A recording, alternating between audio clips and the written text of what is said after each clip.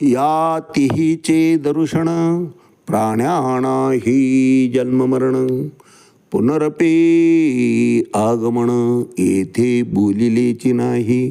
पंढरी म्हणजे भूवैकुंठ ब्रह्म तव उभेची दिसता हे नीट. या हरिदासासी वाढवंट जागरणासी दिदले माऊली ज्ञानेश्वर महाराज की जय. एक तरी बोबी अनुभवावी या ज्ञानयज्ञात आपण श्रीमद भगवद्गीता अध्याय 8 त्यातला श्लोक क्रमांक 21 आणि माऊलींनी या श्लोकवर ज्ञानेश्वरी 8व्या अध्यायामध्ये 187 क्रमांकाच्या ओळीनं केलेलं भाष्य याचं आज आपण चिंतन करणार आहोत. अव्यक्तो अक्षर इति उक्तस्तमाहुः पंडितम परमां गतिम यम प्राप्ये न निवर्तन्ते तद्धाम परमं मम. अर्थात भगवत धामम सर्व धामामध्ये श्रेष्ठ आहे. भगवत धामात सर्व इच्छा पूर्तीची साधनं उपलब्ध आहेत. साधनं उपलब्ध असूनही भोगता त्या ठिकाणी नाही. कारण सर्व अर्थानं निसंग झालेला जीवात्माच त्या धामामध्ये प्रवेशित होत असतो महाराज. म्हणून तर चिंतामणी असू द्या, कल्पतरू असू द्या किंवा कामधेनू असू द्या, यांच्याकडे याचक जाणारा कोणी नाहीच. भगवंत जसं संतांनी काहीतरी मागावं म्हणून वाट पाहत बसतो, तसं हे चिंतामणी, कल्पतरू आणि कल्पवृक्ष हे कुणीतरी आपल्या आश्रयाला यावं आणि मागणी करावं, जणू अशा आविर्भावामध्ये वाट पाहत बसतात. परंतु नैराश्यच त्यांच्या पोटी येतं, त्यांच्या नशिबामध्ये नैराश्यच लिखित असतं. कारण अतृप्त इच्छावाला त्या धामामध्ये प्रवेशितच होत नाही.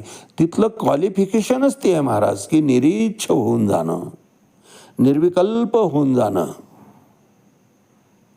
निस्वार्थपणे त्या धामामध्ये जीवात्मा प्रवेशित झालेला असतो. सर्व संग त्याग केलेला असतो महाराज. कुठलाही विषय त्याच्या ठिकाणी आसक्तीचा विषय बनू शकत नाही.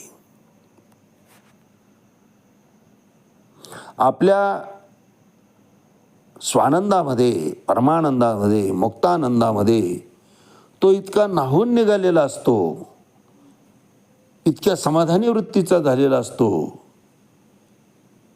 की पुन्हा अनेक काही अपेक्षा त्याच्या ठिकाणी शिल्लकच नसतात. मिष्टान्न भोज मिळावं, अतिशय स्वादिष्ट रुचकर असं मिष्टान्नाचं जेवण केल्यानंतर जसं पुन्हा आकर्षक असं पक्वान्नाने भरलेलं ताट समोर ठेवलं तरी तो पोटावर हात फिरवतो, म्हणतो नको, आता पावलो, तृप्त झालो, आता इच्छाच नाही. तसं तृप्तीचा ढेकर देऊन त्या धामाच्या प्रती असा जीवात्मा प्रगत झालेला असतो महाराज. म्हणून सर्व असून सुद्धा त्याचा भोगता वर्ग त्या ठिकाणी नाही. समर्थाचे घरी सकळ संपदा नाही तुटी कदा कासयाची. राजयाची कांता काय भीक मागे मनाची या जोगे सिद्धी पावे तुकोबाराय म्हणतात.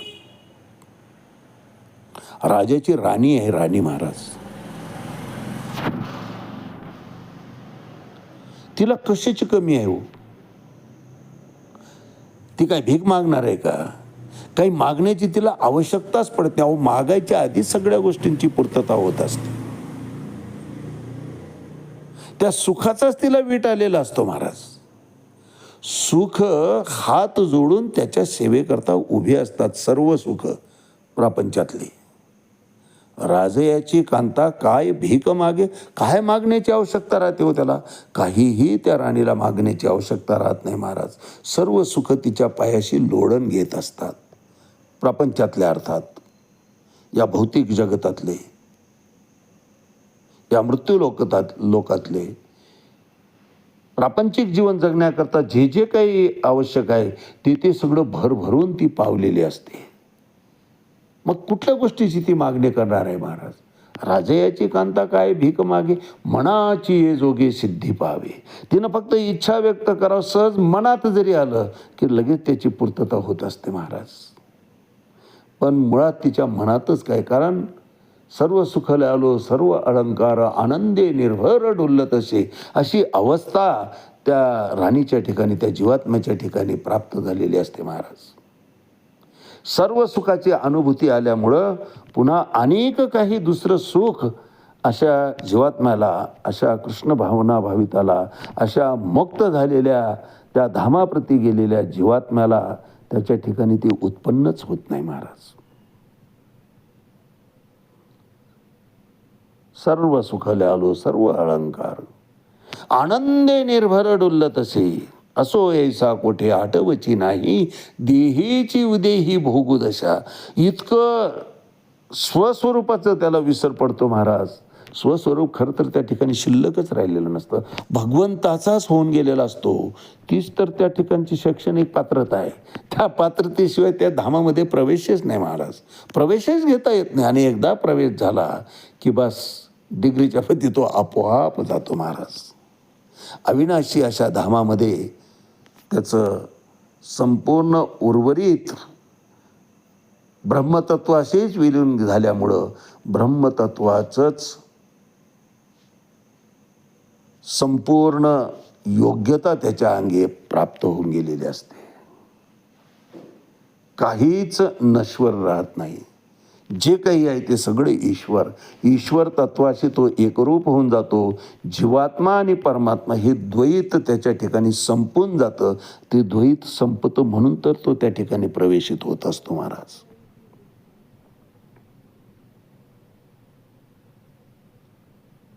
म्हणून योगिनः कर्म कुर्वन्ति संगम त्यक्त्वा आत्मशुद्धये, किंवा ब्रह्मण्याधाय कर्माणि लिप्यतेन संगम त्यक्त्वा कर लिप्यतेन स पापेन पद्मपत्रमेवांबसा.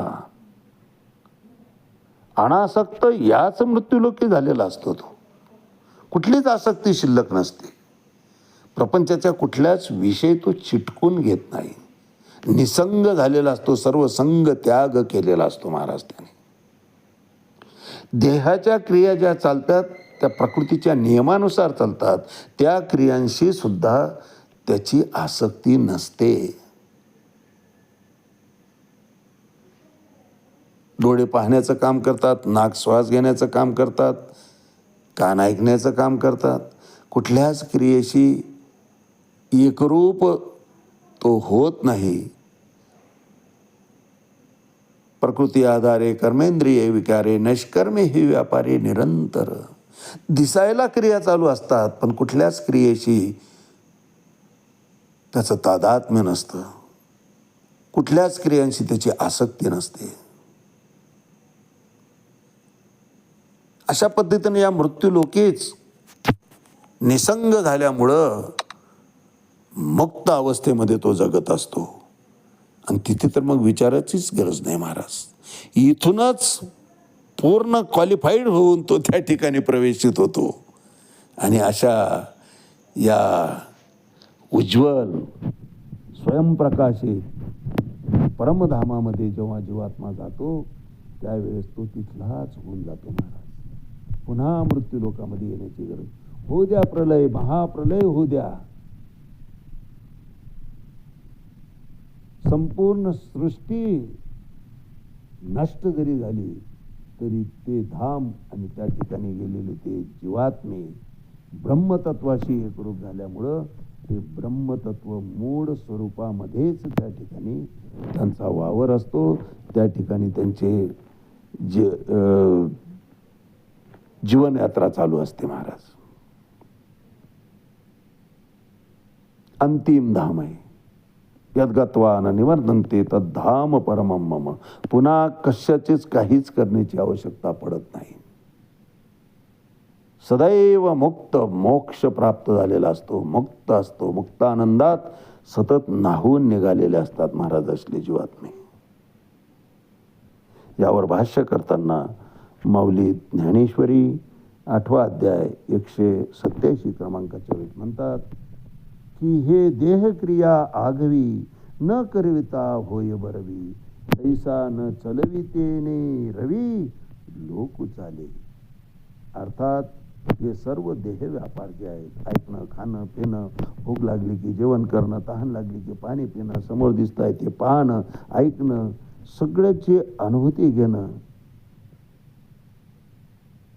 हे सगळं देह व्यापार जो आहे त्यानं न करविता ते आपोआप व्यवस्थितपणे करत असतात. डोळे बरोबर पाहण्याचं काम करतात, कान बरोबर ऐकण्याचं काम करतात. त्याच्याकरता कान काही तिथे नेऊन ठेवण्याची गरज पडत नाही महाराज.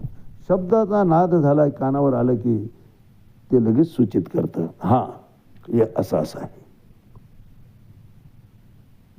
आणि हे संपूर्ण जे व्यवहार आहे शरीराचे हे आपोआप चालू असतात महाराज. अधिष्ठान चैतन्याचे. ज्याप्रमाणे तिथे दृष्टांत देतात माऊली की ज्याप्रमाणे सूर्याने प्रेरणा न करता त्याच्या प्रकाशानंच संपूर्ण या लोकत्रयाचे कारभार चालतात. तो का म्हणतो का माझ्या प्रकाशामध्ये तुम्ही लवकर कामं उरकून घ्या, असं करा तसं काही नाही महाराज. प्रकाश देण्याचं काम तो करून टाकतो. बाकी संपूर्ण जगताचे व्यवहार आपोआप चालत असतात. जसा राजा निद्रिस्त झाला, आराम करायला लागला, तरी देशातला व्यवहार थांबत नाही. तसं या देहाच्या इंद्रियांकरवी नित्यक्रिया ज्या आहेत देहाच्या, त्या क्रिया ह्या आपोआप होत असतात. अधिष्ठान फक्त चैतन्य असतं, आपोआप चालतात. जैसे न चालता सूर्याचे चालणे.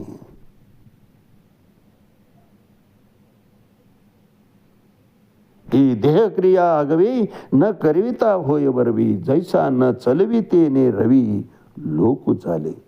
सूर्यानं त्या ठिकाणी पोहोचायचं आणि सांगण्याचं काम पडत नाही. लोकव्यवहार त्याच्या प्रकाशामध्ये आपोआप चालू असतात महाराज. नव्यानं तिथं काही करण्याची गरज पडत नाही. तिथं काही बटन दाबावं लागत नाही म्हणजे तो प्रकाश येईल असं नाही महाराज. प्रकाशित झालेलं असतं विश्व.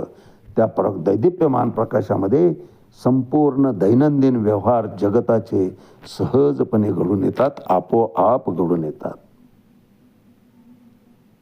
न चलवितेने रवी लोकू चाले. सूर्य चालवत नाही त्यांचे व्यवहार, ते आपोआप घडत असतात. तसे देहाचे व्यवहार घडत असतात महाराज. हे देहक्रिया आगवी न करविता होय बरवी, जैसा न चलवितेने रवी लोकू चाले. आज याच ठिकाणी थांबूया. रामकृष्ण हरी. पुंडलिक वरदा हरी विठ्ठल. श्री ज्ञानदेव तुकाराम. पंढरीनाथ भगवान की जय. माऊली ज्ञानेश्वर महाराज की जय. जगद्गुरु तुकाराम महाराज की जय. शांती ब्रह्म एकनाथ महाराज की जय. आदि शक्ती मुक्ताबाई की जय.